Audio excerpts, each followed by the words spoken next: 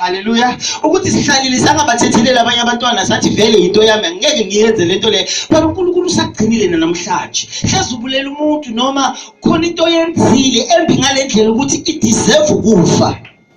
Mara wona ukhona namhlanje. And sibiza ngomusa kaNkulunkulu lento leyo. Be it correct or receive incorrect. Hallelujah. So namhlanje ngifuna ukukhuluma ngomusa kaNkulunkulu ukuthi kahle kahle lithini iBhayibheli ngomusa kaNkulunkulu and how do we live in the grace of God ngoba singabantwana bakaNkulunkulu. Amen. Hallelujah. Sisese sonke ngithi. Hallelujah. Ngizozama ukungashumayeli kakhulu. Ngifuna nje sikhulume, ngifuna sixoxe. Kunezinto, kunama foundations engifuna ukuwabeka. Hallelujah. Azokuvumela ukuthi ukwazi uqhubeka ekhaya and elsewhere. Cela sivule amaBhayibheli ethu. Incwadi yamaRoma. Romans chapter 5.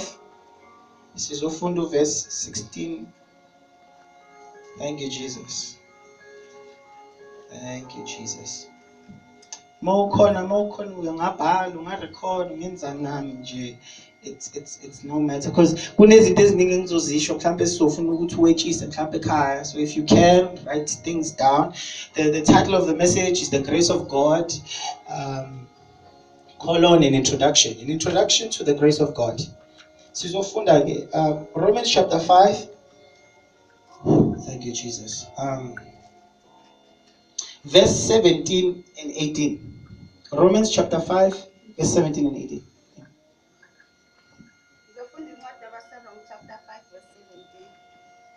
Ngokuba uma ngesiphambeko samuntu munye ukufa kwabusa ngalo emunye ikakhulu abamukela ukuvama omusa nokuvama kwesipho sokulunga bayakubusa ekuphileni ngalo emunye uKristu Jesu. Ngalokho ke njengokuba ngasiphambuko sinye kwabakhona ukulahlwa kwabantu bonke kanjalo ngasenzo sinye sokulunga kwabakhona ukulungiswa kukho ukuphila kubantu bonke. Amen. Cela nge-English. Romans chapter 5 verse 17. For it is by one man's offense death reigned by one. Much more they which received abundance of grace and of the gift of righteousness shall reign in life by one, Christ Jesus.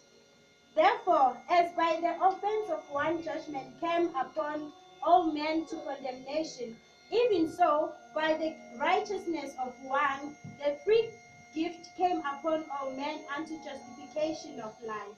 Okay, ngiyabonga. Cela sigibise emakhanda. Baba siyabonga egameni lika Jesu Kristu. We thank you today for your word.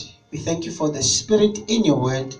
We thank you for your grace in Jesus' mighty name. Baba sibonga ukuthi ukhona wena.